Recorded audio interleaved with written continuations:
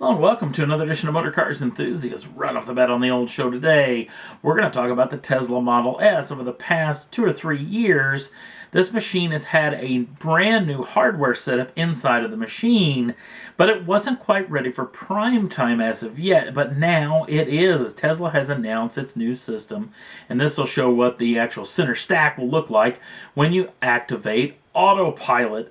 Autopilot, just like it sounds, you can basically, the vehicle is in a semi-autonomous mode. Now, it's not full autonomous. You can't just type in a destination and it will get you to where you need to be. This is basically for what you'd use on a major highway or interstate system.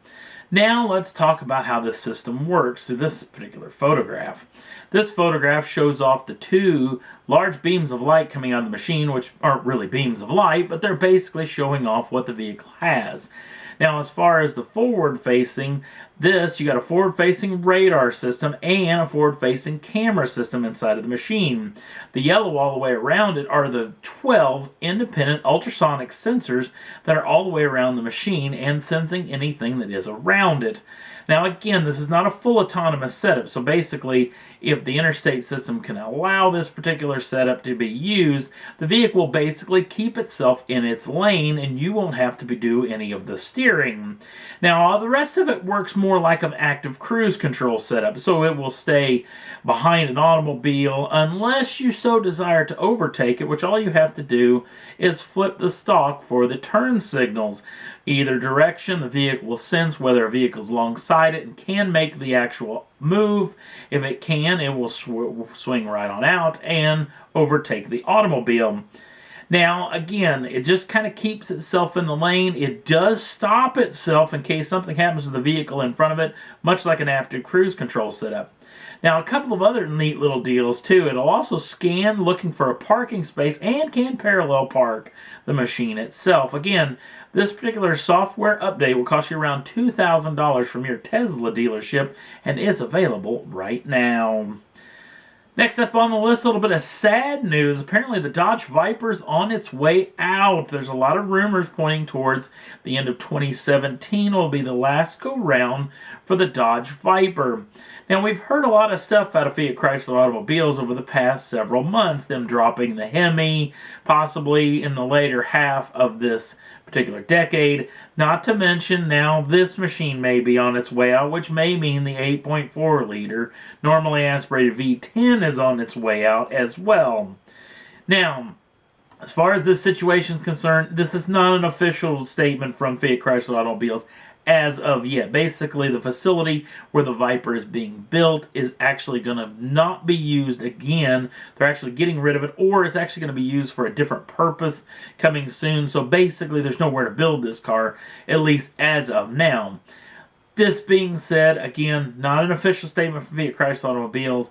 A lot of people would love to see this vehicle continue on, maybe at a very limited edition run. It's had some hard times over the past couple of years. Hasn't sold as well as they were hoping it to sell.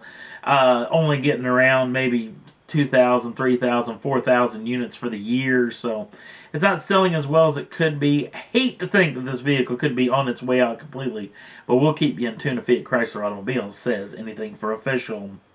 Next up on the list, we talked about this machine in the last episode, the brand new BMW's little hot rod, the M2.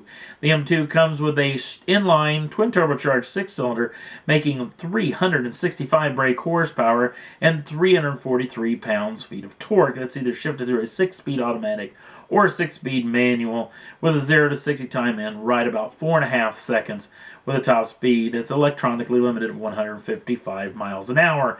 BMW have dropped German and British pricing on this machine. The pricing for the German auto manufacturer will come in at 56,700 euros or 44,070 pounds sterling. Have not announced the official pricing as far as U.S. market is concerned, but there's already a lot of talk that this vehicle is going to be in dealer showrooms by the spring of 2016, so I'm assuming that that information is going to be coming very soon.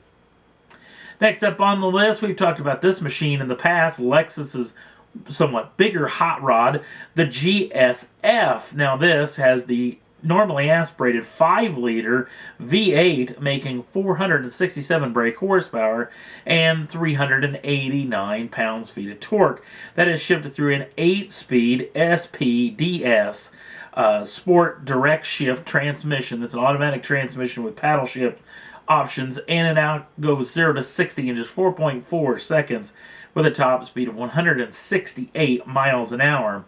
The Lexus folks have released official U.S. pricing on this machine, which will start out at $84,440 U.S. dollars. No word on when this vehicle will see dealer showrooms, but I'm sure that information will be coming forthright. Last up on the list, we've talked about these guys in the past, maybe in a tad bit of limbo. The U.S. version of Top Gear. With the whole fracas and the whole situation with the BBC, there was a lot of talk inside that maybe this show may be going away along with all the other variants. Well, nope. Full speed ahead is heading forward as actual couple of the members of the cast, Adam Ferrara and Rutledge Wood, have shown off a lot of photographs all over Twitter and Facebook showing them filming new episodes of Top Gear. No release date of when this will come out on the History Channel, but I'm assuming this show will come out on the first part of 2016, maybe around February or March, but we'll have to wait and see on that. And when I find out, I'll let you know. And that's all there was that I thought was worth talking about for this edition of Motor Cars Enthusiasts. If you want to jump on over to the Facebook page, the link's down in the show notes. Also, if you'd like to subscribe to the channel, you can do so at any time and get the first dibs on the brand new show as soon as they come out. Thanks for watching. We'll see you again real soon.